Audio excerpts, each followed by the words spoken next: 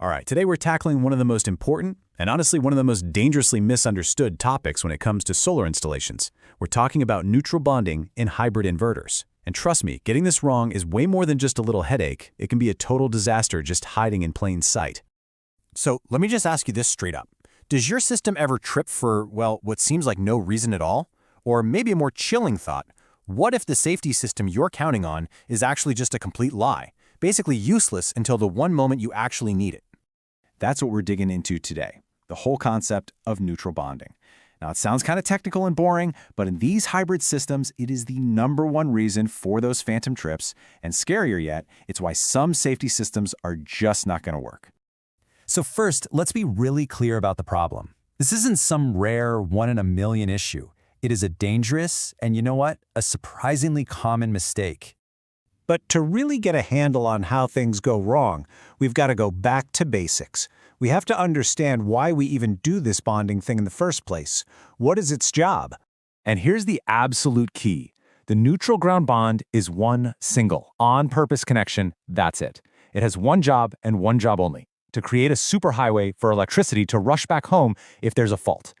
That massive rush of current is what slams the circuit breaker open instantly. Think of it like a little story. Let's say a live wire inside your dishwasher comes loose and touches the metal door. That electricity is now desperately trying to find the quickest way back to its source. The bond gives it that path. A massive current surges through and bam! The breaker trips in a fraction of a second. A potential disaster just got stopped cold, all because of that one little connection. Sounds pretty straightforward, right? Well, here's the plot twist. This is where the modern hybrid inverter comes in and turns that simple rule into a really tricky puzzle. And this slide, this shows you the heart of the whole issue. In a standard house, you've got one bond. It's in your main panel, it stays put, end of story. But a hybrid inverter is way smarter. It has to switch between using grid power and battery power. And to do that safely, it has a relay inside that automatically connects or disconnects the bond. It's this moving target, this dynamic switching that so many people get wrong. And when that crucial detail is missed, it leads us right into 3 of the most common and frankly deadly mistakes you can make. So let's kick it off with the usual suspect, the one that causes all those nuisance trips. Error number 1, double bonding. So this happens when an installer adds another bond somewhere else, maybe in a subpanel, totally forgetting that the inverter is already handling it internally. When that happens, you've created 2 paths for the electricity to flow. So now even your normal everyday current splits and starts flowing down both the neutral wire and your safety ground wire. Your RCD or safety switch sees that as a fault and pop, it trips all the time. And this breaks the absolute #1 most sacred rule of electrical safety. Ground wires are for emergencies. That's it. They should never, ever have current on them during normal operation. Double bonding literally turns your safety wire into a live wire. It's incredibly dangerous.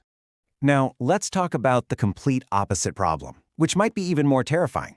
This is called a floating neutral. Yeah, this is a classic mistake, especially in off-grid setups. If you have no bond at all, your whole system has no reference point to the earth.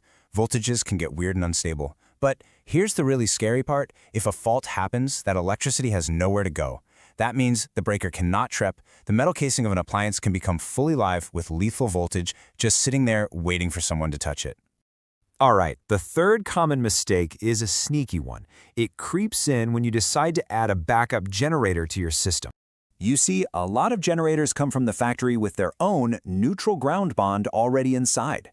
So if you just plug that into your hybrid system without thinking, you could suddenly have 3 different bonds all fighting each other: the grids, the inverters, and the generators. This is a recipe for electrical chaos, creating weird currents and making the system trip in ways that make absolutely no sense.